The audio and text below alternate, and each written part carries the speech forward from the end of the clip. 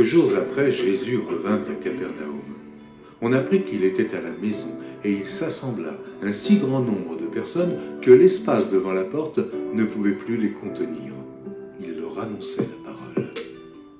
Des gens vinrent à lui, amenant un paralytique porté par 4 hommes. Comme ils ne pouvaient l'aborder à cause de la foule, ils découvrirent le toit de la maison où il était, et ils descendirent par cette ouverture le lit sur lequel le paralytique était couché. Jésus, voyant leur foi, dit au paralytique, « Mon enfant, tes péchés sont pardonnés. » Il y avait là quelques scribes qui étaient assis et qui se disaient au-dedans d'eux, « Comment cet homme parle-t-il ainsi? Il blasphème. Qui peut pardonner les péchés si ce n'est Dieu seul ?» Jésus, ayant aussitôt connu par son esprit ce qu'ils pensaient au-dedans d'eux, leur dit, « Pourquoi avez-vous de telles pensées dans vos cœurs? Lequel est le plus aisé de dire au paralytique, tes péchés sont pardonnés, ou de dire, lève-toi, prends ton lit et marche?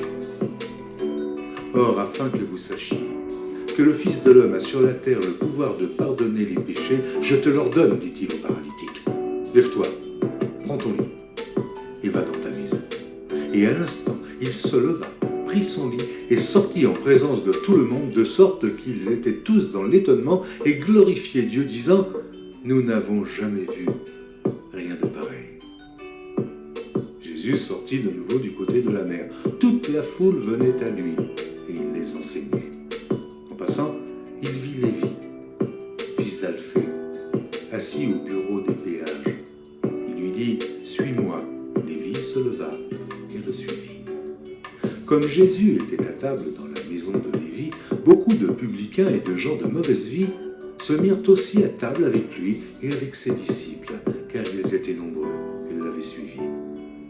Les scribes et les pharisiens, le voyant manger avec les publicains et les gens de mauvaise vie, dirent à ses disciples, « Pourquoi mange-t-il et boit-il avec les publicains et les gens de mauvaise vie ?»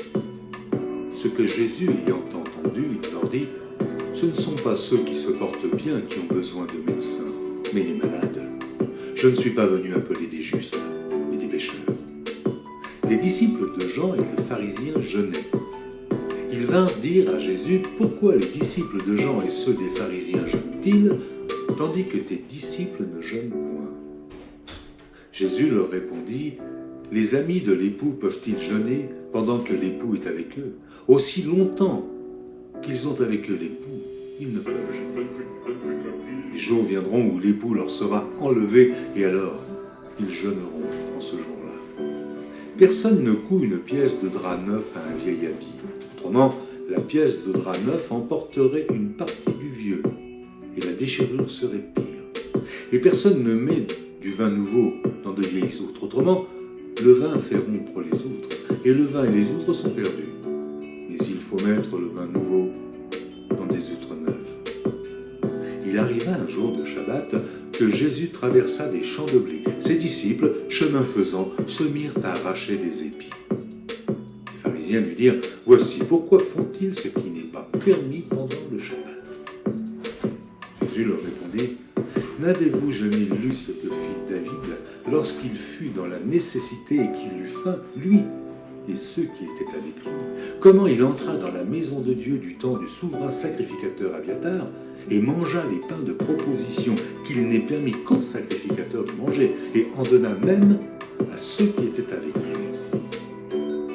Puis il leur dit, « Le Shabbat a été fait pour l'homme, et non l'homme pour le Shabbat. De sorte que le Fils de l'homme